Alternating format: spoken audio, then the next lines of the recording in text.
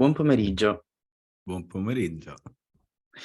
Siamo qui, io e Roberto Del Mastro, perché in questo ultimo appuntamento di e-learning talk del 2022, abbiam pensato bene di condividere con noi, con la nostra community, quali sono, diciamo i trend del 2023, cosa ci si aspetta, cosa si aspetta nell'ambito della formazione, del lavoro in genere, e quindi cercheremo di trattare alcuni argomenti, diciamo, principali nella prima parte di questa chiacchierata e nella seconda parte poi andremo a guardare, a condividere con voi un sondaggio di e-learning industry, che comunque un noto sito web, una nota agenzia statunitense, che ha raccolto dei dati chiaramente, e quindi li andremo a commentare un po' insieme. Buon pomeriggio Roberto. Buon pomeriggio a te. La giochiamo in casa questa Esatto. puntata natalizia di Learning Talk, però sì, direi che è sempre anche un piacere commentare un po' quelle che sono le tendenze. Ovviamente ho chiesto a Ilario di anticiparmene le domande prima, perché ho detto se mi cogli di sorpresa rischiamo. Invece, come in ogni buon talk show, abbiamo le domande, diciamo, ce le siamo discusse un po' prima, ovviamente. Ecco, quindi per questa chiacchierata, insomma, volevo un po' andare a vedere cosa è successo, a fare un attimo un'analisi di quali sono stati un po' i punti chiave di questo 2022, perché inevitabilmente ciò che ci aspetta domani dipende in qualche modo da ciò che è successo oggi, da ciò che è successo ieri. Per cui sicuramente un tema che ha colpito quest'anno, ma anche il precedente, è quello il tema delle grandi dimissioni, il cosiddetto Big Quit negli Stati Uniti. È stato quindi uno degli eventi più significativi del mondo del lavoro ed è un tema che abbiamo già trattato in un altro episodio, se così vogliamo Vero? chiamarlo, di Sì. Learning Talk. Ecco, legato a questo tema, quindi uno dei trend del prossimo anno per le aziende sarà riqualificare in modo sicuramente efficace e tempestivo i dipendenti. Questo vuol dire che, lo sappiamo bene, assumere un nuovo dipendente è sempre più costoso rispetto a formare internamente delle persone e poterle eventualmente ricollocare in azienda. Quindi la prima domanda, Roberto, è: secondo te, quanto sarà ancora più importante oggi, nel 2023, che sta arrivando, la formazione continua?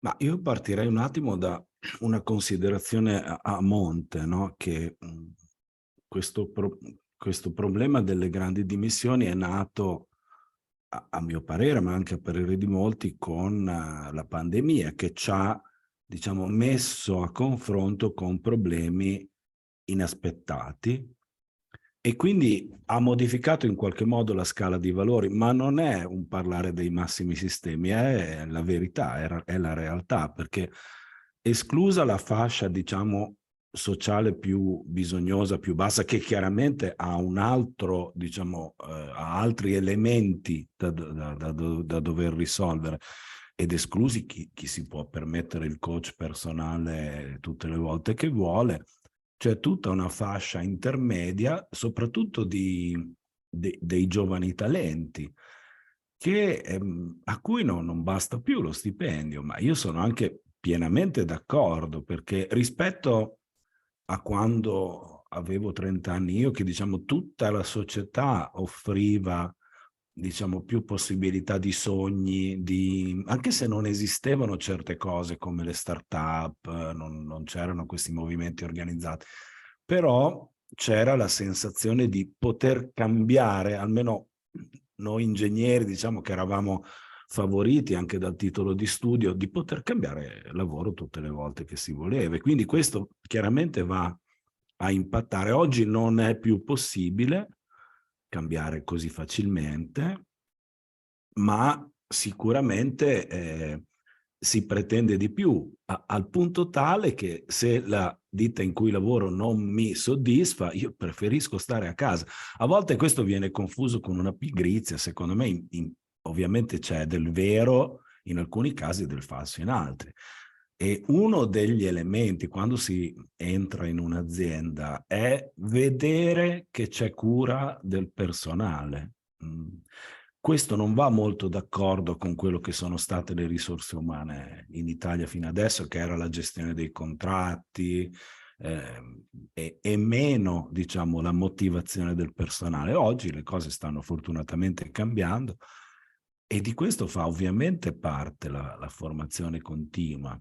Quando noi andiamo a raccontare che ci sono fior di contenuti cosiddetti MOOC, no? Sono contenuti liberi da parte di grandi università anche asiatiche, inglesi, americane, che io posso prendere e pubblicare nella mia piattaforma e-learning aziendale indirizzandoci le persone.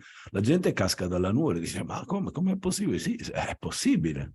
E questo diventa motivante ancora di più nelle scuole, ma dopo nelle scuole entra un altro meccanismo dove l'insegnante si sente confrontato a qualcun altro. Questo noi che trattiamo più con le aziende fortunatamente non lo viviamo, però io devo come azienda offrire un ambiente stimolante, offrire delle prospettive di crescita che non sono solo ed esclusivamente economiche o di posizionamento. E noi abbiamo visto anche dei dipendenti pubblici lasciare posti pubblici per partire con una propria attività proprio a causa del Covid, perché hanno vissuto delle esperienze difficili durante. E quindi assolutamente la formazione continua, o quantomeno un'azienda che forma il proprio personale e non, per favore, non solo la formazione obbligatoria. Questo è un errore in cui cadono in tantissimi. In realtà tiene più vicini i talenti e tiene le persone più motivate, Li oltre che a quello fidelizza che anche. dicevi tu, che ovviamente io posso formare una persona che ho già su nuove competenze, no? È chiaro. Certo. Ormai non è più questione di, avere, diciamo, una sicurezza nel lavoro o uno stipendio più alto, è proprio vedere in qualche modo delle prospettive di crescita e questo in qualche modo, sì, la formazione continua, ti dà un po' modo di poter vedere cosa c'è oltre, come Cosa si può c'è? crescere. Esatto. Un altro tema che, volevo affrontare, che si rifà comunque al periodo che abbiamo passato, è, quello un po' legato alle competenze digitali. E per parlare di questo, voglio iniziare dicendo che, come sappiamo tutti, ci stiamo lasciando dietro, la pandemia, il Covid-19, o almeno in Europa, poi ci sono parti del mondo dove ancora stan cercando di capire come gestirla evidentemente. E questo chiaramente ha, soprattutto in Italia, ha fatto apparire, diciamo, questa nuova parola, lo smart working, che tra l'altro in inglese è anche, scorretto chiamarlo così, comunque il lavoro da remoto. Ed è apprezzato questo dai dipendenti. Ormai, molti dipendenti si sentono contenti, anzi lo richiedono proprio in fase di colloquio, di poter avere, se non in toto, almeno in parte, la possibilità di lavorare da remoto. Ecco, queste nuove modalità però accentua il divario delle competenze digitali. Significa che, più persone in azienda hanno bisogno di avere un certo livello di competenza, quindi chiaramente rapportarsi alla tecnologia. E questo li espone anche al problema della cyber security, quindi essere, in qualche modo come dipendenti da casa vittime di spam, phishing, diciamo di diverse problematiche del web. Nel 2023 ci si aspetta comunque una crescita di consapevolezza delle aziende su questi temi e quindi della strutturazione della formazione relativa. Pensi Roberto che le persone siano pronte a ricevere formazione di questo tipo? Ma io credo sicuramente di sì. Vediamo che noi abbiamo diversi clienti che hanno proprio dei cataloghi di formazione avanzata per la competenza digitale. E diciamo che ci sono tanti modi per affrontarla. Io non faccio molto testo perché purtroppo ho iniziato a fare formazione digitale con Word per DOS a delle segretarie delle COP in Emilia Romagna, e già il concetto di salvataggio era difficile all'inizio degli anni '80, quindi cioè, io mi comportavo come con la macchina da scrivere, mettevo il mio foglio nella stampante, scrivevo la lettera e poi la buttavo via. Più e più volte. Sì, più volte, scrivevo esattamente le stesse cose. Oggi siamo ovviamente a un livello diverso, c'è un livello medio di competenza con l'uso dei dispositivi personali che è interessante. Devo dire che a mio parere manca l'andare un po' al di là. Anche nei giovani spesso non c'è la competenza sulla potenza dello strumento, non si usa senza, diciamo, riflettere su quello che lo strumento è, però questo magari è un approccio personale. Invece, avendo un rapporto più, diciamo, amico con lo strumento, conoscendolo un po' meglio, si fanno meno errori. Tant'è che sono stato proprio poco fa, pochi giorni fa, a una riunione sulla cyber security da un'azienda importante dell'Emilia Romagna, di macchinari automatici, un nostro cliente da tanti anni, e proprio l'aspetto della cultura dei dipendenti era evidente. C'erano anche altri aspetti, tipo chi ti aiuta nella cyber security è deve essere un'azienda che non mette solo dei dispositivi, ma anche delle persone a disposizione, perché comunque cyber security significa una continua indagine e monitoraggio.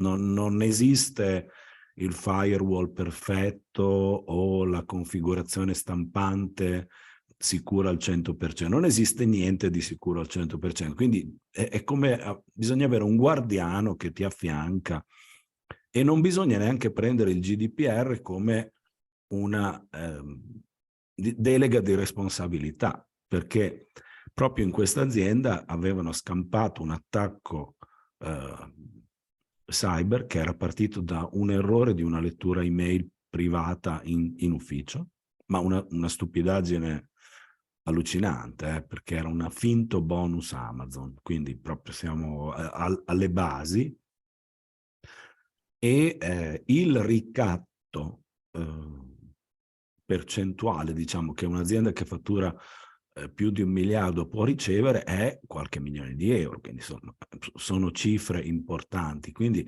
chiaro che dimensionandolo sull'azienda diciamo, devo scegliermi il livello giusto, ma comprende sempre la cultura delle persone, cioè, perché tanto alla fine l'errore è umano. L'errore di cyber security è sempre Molte umano. volte, sì. Io ne ho, diciamo, avuto qualche esperienza. Uno è stato questo, del bonus Amazon, un altro un collegamento di una stampante in cui, nel momento in cui sono andato a caricare i driver nella stampante come col tecnico della stampante, il computer con cui è stato caricato il driver era sporco, e quindi ha immesso in rete tramite l'Ethernet della stampante. Quindi esiste veramente di tutto, e la cautela è fondamentale. Poi è chiaro che un'azienda poco strutturata può limitarsi a pochi interventi. Un'azienda importante, cioè non basta l'ISO 27001, cioè quella, diciamo, è una certificazione, presuppone delle buone pratiche, ma deve essere accompagnata dalla cultura delle persone, assolutamente. Ecco, un altro tema importante di cui, secondo me ne traiamo comunque un trend per l'anno prossimo è, questo accade da diversi anni, il fatto che le aziende, soprattutto in Italia, ancora si chiedono se l'e-learning, è un investimento, almeno per quanto riguarda, il fatto di trattenere i talenti, no, e vorrei sorvolare su questo, diciamo, darlo ormai per appurato, perché comunque sappiamo che la formazione fidelizza le persone, mostra prospettive di crescita e, se fatta bene, dona anche autorevolezza all'azienda. In realtà quindi voglio concentrarmi su un aspetto che è ancora, poco attuale oggi, ma l'anno prossimo potrebbe diventarlo molto di più, che è quella, del ruolo dei manager, che si è evoluto negli ultimi anni, dove vediamo una leadership che si sposta, si orienta verso la persona. E, un trend del prossimo anno, ma anche quello dei successivi, è quindi quello di formare, dei leader, dei manager che sappiano comunicare, che sappiano ascoltare, entrare in empatia con i dipendenti, e quindi verrà dato anche maggiore valore alla formazione sulla soft skills, anche e soprattutto per i manager. Quindi la domanda che vorrei farti, Roberto, è: quanto vedi pronto il nostro paese ad investire sulle soft skills il prossimo anno? Questa è una domanda interessante. Dipenderà molto, secondo me, dalla qualità che le aziende trovano, perché anche corsi banali, no? Come corso dirigenti classico legato anche alla sicurezza sul lavoro. È un adempimento, ma è tanto più efficace quanto più il contenuto è esperienziale, cioè mi mette a confronto con delle persone che hanno una competenza vera, cioè l'avatar con la descrizione, con la voce sintetica di una bella presentazione PowerPoint a me dice molto poco. Se entro in un corso e c'è un consulente ENI, o come è capitato a noi, degli ottimi consulenti del Consiglio Nazionale Forense, avvocati famosi, che mi danno delle spiegazioni su dei concetti, ecco che mi sento partecipe di un qualcosa di valido. E quindi, al solito, anche se la tendenza è quello che ogni azienda si fa i contenuti al proprio interno, molta attenzione quando si parla di soft skill, non ad adempiere un compito, ma veramente se voglio che i miei manager migliorino, li devo mettere a contatto con persone qualificate. E sapendo quello che costano queste persone qualificate, è ovvio che è meglio che gli incontri siano magari dal vivo, ne posso fare uno all'anno, e avere delle lezioni registrate. E quindi secondo me dipende molto dalla qualità. Cioè le soft skill migliorano se il contenuto è di qualità, se no diventa un adempimento. Quindi, diciamo, non parlando appunto di adempimenti di corsi obbligatori, ma chiaramente trattando il tema della formazione anche legata alle soft skills, ehm, e con questo, diciamo, è l'ultimo dei 4 temi iniziali che volevo trattare Quesiti prima di poi Ilario. andare a guardare. Come? I quesiti Ilario. Esatto, i miei quesiti. Scusate la voce, oggi sono proprio in una situazione tragica. Ecco, è quello della gestione delle competenze che, diciamo, la pandemia ha sbloccato sicuramente maggiormente in Italia, l'approccio alla formazione, soprattutto alla formazione online, però ancora in tante aziende la gestione delle competenze, vacilla in qualche modo o non se ne dà abbastanza peso. Quindi, secondo me strutturare un'academy aziendale oggi, ma anche il prossimo anno, e per questo è un trend, non può prescindere dalla gestione delle competenze. Perché? Perché la gestione delle competenze, e chiaramente si può fare anche questo in ILIAS, ma non solo, permette di mostrare, di creare dei percorsi di carriera, ma mostrarli ai nuovi assunti. Questo chiaramente per dare visibilità di crescita alle persone, ai talenti, e quindi trattenerli. Poi che questo venga fatto quindi col solo uso dell'LMS o con strumenti più verticali legati appunto, diciamo, a software per le risorse umane, che percezione hai, Roberto, di quanto le aziende italiane riusciranno a fare sulla gestione delle competenze? Quelle più strutturate si sono sicuramente mosse. Le piccole hanno difficoltà strutturali, perché anche se magari la proprietà o l'ufficio risorse umane ha in mente le competenze che deve sviluppare, poi è difficile fare atterrare queste cose su delle scelte pratiche. Abbiamo visto spesso, e questo è un po' anche un demerito degli informatici italiani, cioè si punta a vendere il pacchetto senza occuparsi di quello che ci andrà dentro, occupandosene molto marginalmente, perché diventa una vendita informatica. E, e chiaramente questo impedisce la strutturazione del sistema delle competenze. Oggi ci sono, a mio parere, degli LMS che tranquillamente per l'80% delle aziende italiane, escluso quelle proprio più strutturate, è più che sufficiente. Cioè, ci preoccupiamo della Z quando non conosciamo A, B e C, e quindi il suggerimento che io mi sento di dire è occuparsi del sistema delle competenze costringe a riflettere sul legame ruoli nella propria azienda e competenze necessarie, che è un ottimo esercizio, consente di stendere quelli che sono i desiderata. Poi non li devo risolvere tutti, io posso benissimo creare una matrice ruoli della mia azienda, competenze necessarie, e iniziare a svilupparle, ma devo avere un obiettivo.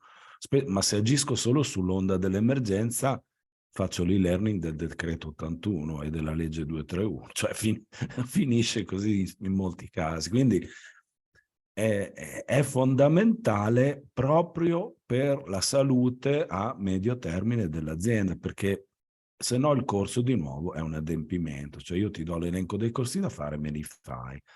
Invece il sistema delle competenze permette alle persone di vedere quali sono le possibilità future, permette al management di ragionare su quello che è necessario fare, insomma attiva tutta una serie di benefici, però chiaramente bisogna avere la volontà di farlo.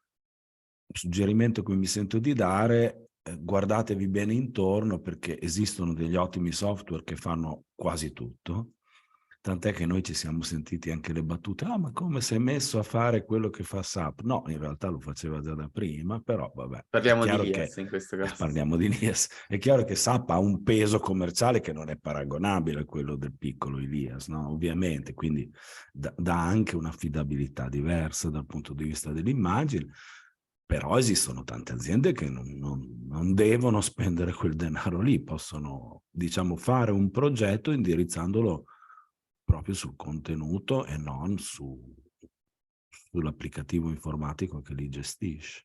Esatto, quello che viene apprezzato dagli utenti che si vanno a formare è la possibilità di rendersi conto che la formazione è orientata appunto alle persone, cioè la creazione di percorsi formativi personalizzati.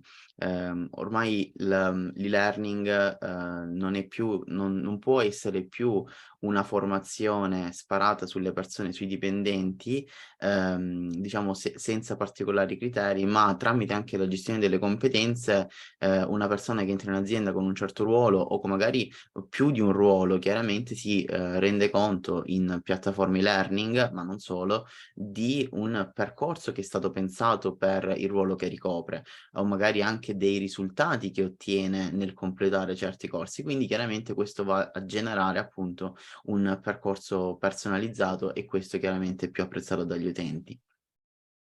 A questo punto, condividiamo un, sondaggio che è stato, redatto, i dati sono stati raccolti Sì, qualche mese, quindi abbastanza aggiornato. da eLearning Industry. eLearning Industry è un'agenzia americana che chiaramente tratta il tema dell'e-learning, e per cui ha anche avuto modo poi di costruire questo sondaggio. Quindi poi chiaramente vi lasceremo anche il link se volete poi sfogliarvelo con tutta calma, però lo vogliamo commentare insieme. Nell'inizio di questo sondaggio ovviamente ci sono delle introduzioni e c'è anche poi una parte che va a spiegare chi sono le persone che hanno risposto alle domande, quindi si ha anche visibilità dei loro ruoli aziendali, insomma comunque delle professioni che fanno, e 1 su 2 comunque lavora nelle risorse umane o nella parte di formazione, quindi sicuramente anche risposte da persone attendibili. A livello geografico i dati sono per lo più inerenti al Nord America, dove per forza di cose anche l'e-learning è un tema che è molto più spinto e molto più comune rispetto al fatto, diciamo, rispetto a quanto accade in Europa, soprattutto in Italia, quindi c'è anche questa differenza di dati, oltre al fatto appunto Non che molto però, dai. non Comunque molto, però comunque è un questa azienda è 35 contro statunitense. quasi 20, dai, rispetto ai sondaggi del passato che erano proprio Stiamo totalmente migliorando. americani, c'è un miglioramento. Ecco, quindi c'è un po' un inizio sulla parte, di chi ha risposto alle, domande. Quindi poi c'è la parte, appunto delle risposte. E quindi, iniziamo con questa che, chiede appunto quali cioè chi crea effettivamente i materiali, formativi, e quindi la maggior parte dei partecipanti ha risposto, in casa. Quasi il 30% invece, fa dei contenuti, propri, cioè nel senso, custom, però chiaramente lo chiede all'esterno. Invece un 20%, li compra già fatti, i cosiddetti corsi off the shelf, corsi a scaffale. Ecco, di questa prima statistica, Roberto, cosa ne pensi? Ma di questa prima pagina conferma abbastanza delle cose che abbiamo detto nella nostra chiacchierata, nel senso che vedete che c'è poca tendenza, giustamente, al contenuto a scaffale. Cioè, ok, posso usarlo per dei moduli iniziali, però chiaramente è meglio se mi sviluppo un qualcosa di ad hoc per la mia azienda. Io credo che l'outsourced abbia poca fortuna, perché un buon livello qualitativo di produzione interna oggi si ottiene, oggi siamo tutti abituati a fare i piccoli video, presentazioni, quindi concentrandosi con un affiancamento iniziale con un buon fornitore e-learning, si capisce come devono essere fatte le cose, poi posso produrre internamente. E sotto i problemi che si affrontano si vede, nel senso che chiaramente rendere l'azienda costruire diciamo, una cultura dell'apprendimento non è semplice. In Italia, poi, chiaro, siamo sempre nella politica dell'emergenza, è difficile abituare le persone a formarsi sempre, quindi a migliorarsi, e questo è un post-Covid tipico. Vedete che importanza che ha anche l'engaging remote teams, no? Quindi cercare di aumentare il coinvolgimento dei team in remoto è stato un grosso problema in questi Esatto. ultimi anni, ed è chiaro che la soluzione non sarà mai ottimale. Quello che si è capito, secondo me, è che la soluzione ottimale è fare pochi incontri dal vivo per mantenere quel rapporto umano, poi è tanto comodo vedersi in videoconferenza, quando comunque non è che c'è la necessità sempre di viaggiare e incontrarsi dal vivo. Quindi direi che da questo punto di vista questi problemi sono quelli che si affrontano anche qui. Ecco, è interessante anche il return on investment determination, perché ovviamente il manager te lo chiede, no? Ti chiede, qual è? Noi abbiamo un corso specifico, fra l'altro, in presenza, un corso di consulenza su come creare il valore del modello e-learning, che però da tanti studi che sono stati fatti, sia in Centro Europa che negli Stati Uniti, e va adattato a ogni azienda, non c'è un modello generale, no? E quindi è difficile determinare qual è il ritorno su un investimento della formazione, ed è uno dei difetti della formazione. Purtroppo noi ci siamo infognati a lavorare in questo settore, appassionante, però sicuramente non è quello che è in prima pagina. Voglio sottolineare appunto questi 2 dati che abbiamo anticipato prima: il reskilling delle persone, e quindi significa appunto in qualche modo riuscire a formarle per spostarle, di ruolo, insomma riorganizzare le strutture quando diventa difficile l'assunzione di nuovo personale, Certo. perché evidentemente il mondo del lavoro comunque permette alle persone di trovare in qualche modo facilmente nuova occupazione, e quindi ci si trova appunto a dover, riposizionare le persone.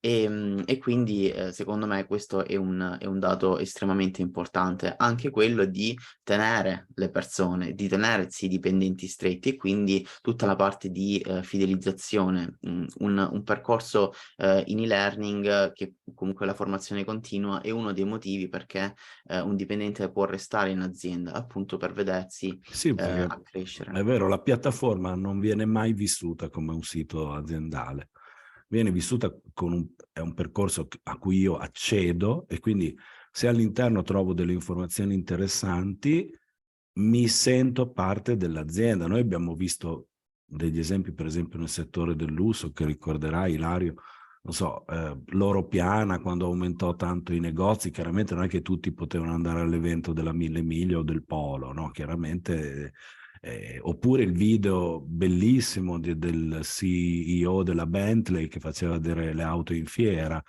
Era una spiegazione di auto di lusso fatta dal direttore generale: se io lavoro in Bentley e vivo un'esperienza di quel tipo, seppur in video, che era quasi divertente come si chiama quel programma televisivo sulle auto veloci inglese? Adesso non ricordo. Top Gear Gear, esatto. Top Gear. Ed era veramente coinvolgente. Quindi una cosa così coinvolgente agisce senz'altro sull'employee retention, cioè sul fatto di motivare il personale, soprattutto in settori dove c'è un alto valore aggiunto. Okay. Vediamo un attimo quali sono, diciamo, le possibilità che, Le tendenze. esatto, eccoci qua. Bene, sicuramente, c'è sempre molto interesse verso la parte di, tecnologie immersive. Quindi sicuramente un valore in crescita, e segue la parte di intelligenza artificiale.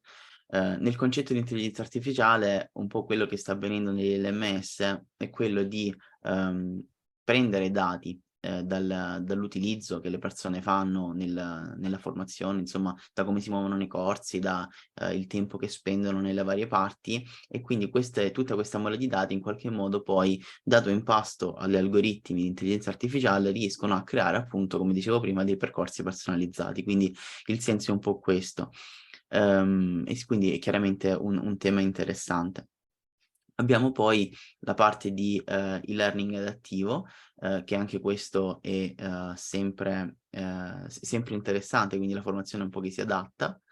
Il video è ancora un canale molto interessante, perché, comunque tenete conto, stiamo parlando di video, più, legati al fatto di vedere qualcuno dentro i nostri video formativi, quindi le persone.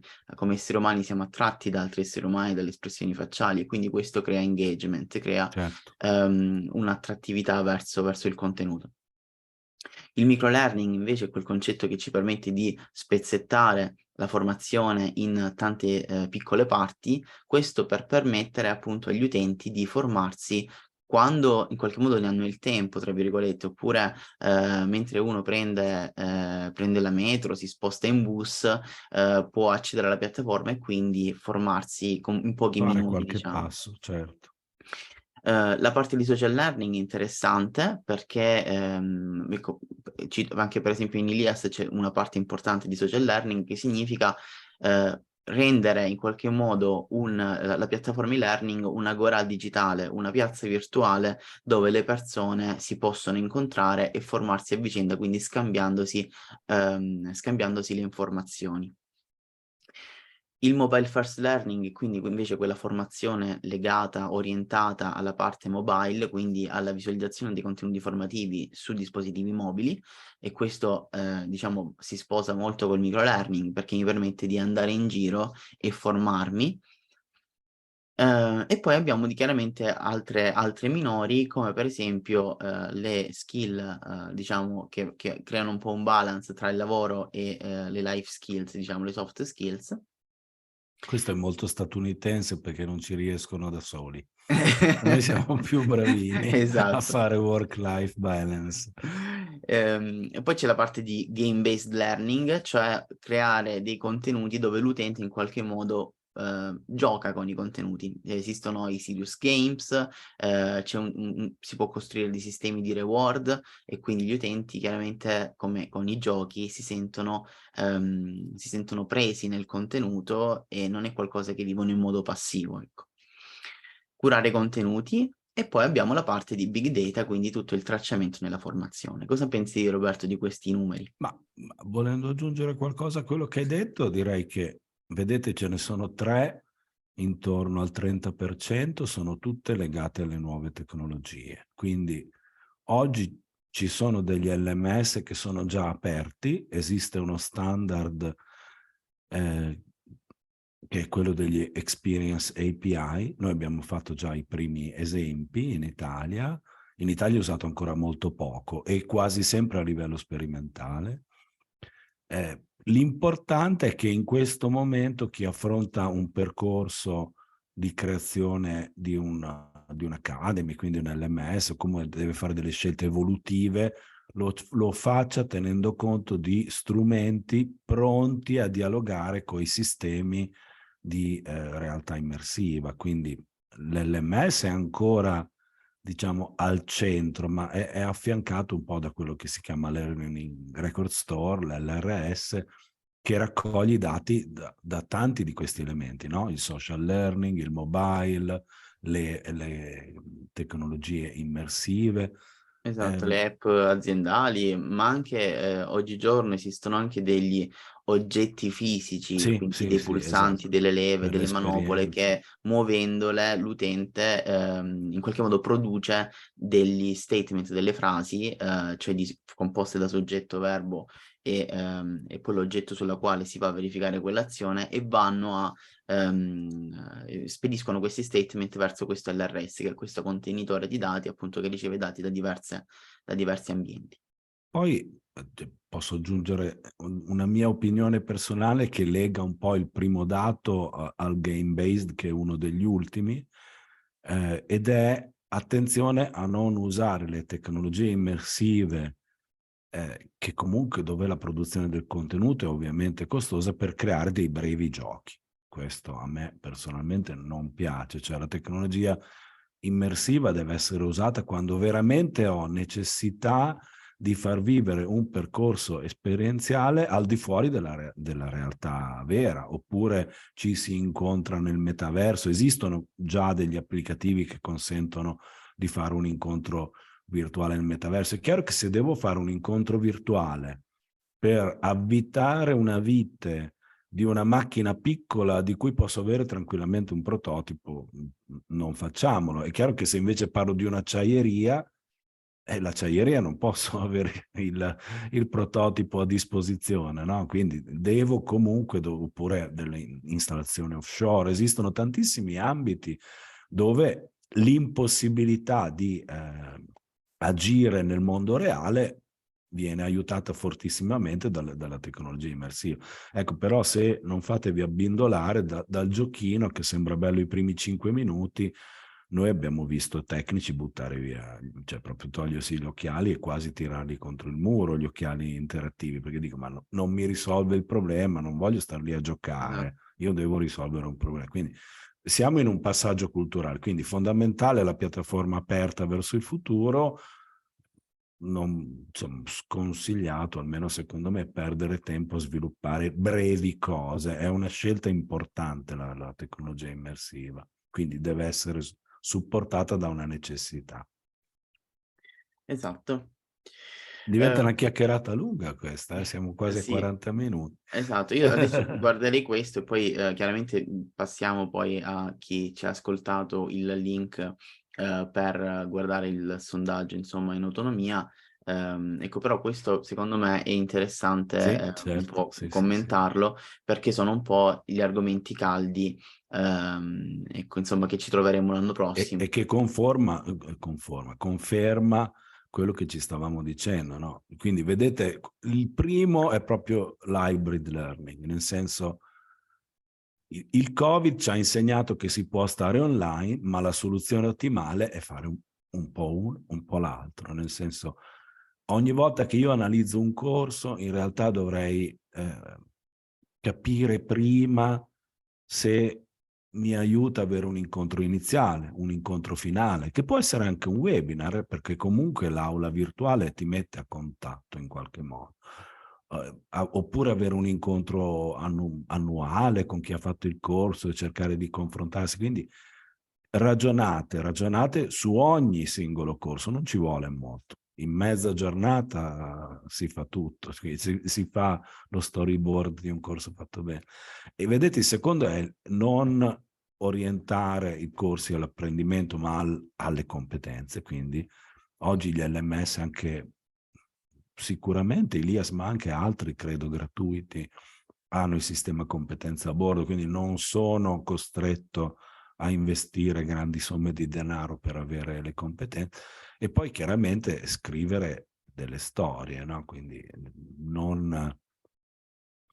anche lì non adempiamo allo svolgimento di un contenuto, ma cerchiamo di metterci un po' di sostanza. Vedete quanto è importante anche le realtà immersive, trasformazione culturale, insomma, questi sono i La fattori leadership development che dicevamo leadership, prima esatto, all'inizio. dei manager.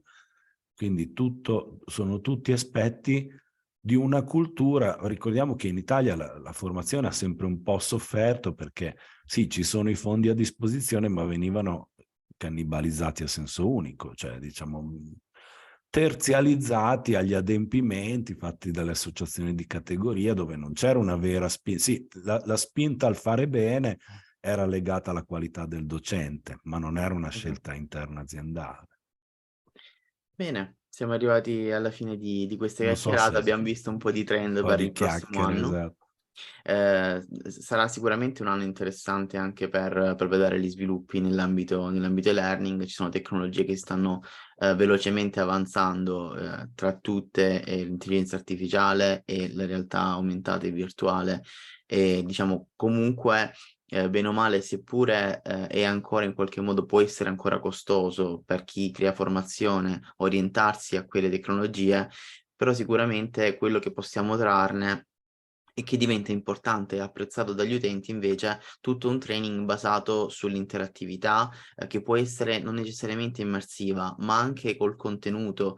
Ormai esistono anche dei tool gratuiti che si possono agganciare a LMS come Ilias, dove si vanno a creare dei giochini interattivi, sia per far giocare da soli le persone su dei contenuti formativi, ma anche insieme ad altri. Questo chiaramente porta anche alla condivisione delle esperienze e delle conoscenze, quello che viene chiamato peer education, la formazione fra pari nella formazione in e-learning. Ecco, quindi questi sono i nostri consigli che possiamo darvi per il prossimo anno. Natalizi. Per Consigli tutto il resto, natalizi. chiaramente, noi siamo super disponibili a rispondere alle vostre domande e a eventualmente commentare insieme altri dati. Allora, niente, questo è stato l'ultimo incontro. Io comunque consiglio sempre a tutti, perché quest'anno abbiamo avuto veramente una serie lunghissima di interviste, sia nella community LIAS, con tantissimi esperti anche dall'estero. Tutti i video sono sottotitolati in italiano quando abbiamo lavorato in inglese, ed è un ottimo metodo per entrare in contatto con l'e-learning, quello vero, diciamo, con progetti fatti in maniera attuale. Quindi sicuramente nell'archivio sia in inglese che in italiano trovate tantissime informazioni. La nostra serie, diciamo, di seminari, di webinar veloci sull'e-learning ovviamente continuerà l'anno prossimo, e niente, non rimane che, dai, fare gli Augurarci auguri buone di feste. buona fine e buon inizio. Ci risentiamo a gennaio. Saluti. Arrivederci.